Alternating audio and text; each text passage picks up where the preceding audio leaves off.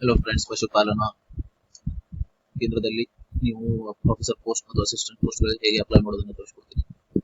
Direct ಈ ಲಿಂಕ್ಗೆ ಹೋಗಿ website ಅಲ್ಲಿ ಹೋಗಿ ಅಪ್ಲೈ ಆನ್ಲೈನ್ ನೀವು ಕ್ಲಿಕ್ ಮಾಡಬೇಕಾಗುತ್ತೆ.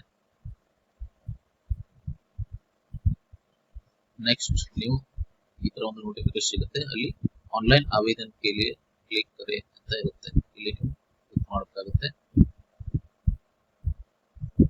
ನೆಕ್ಸ್ಟ್ ಇಲ್ಲಿ ನೀವು ಆನ್ಲೈನ್ ಅಪ್ಲಿಕೇಶನ್ ಫಾರ್ಮ್ ಬರುತ್ತೆ.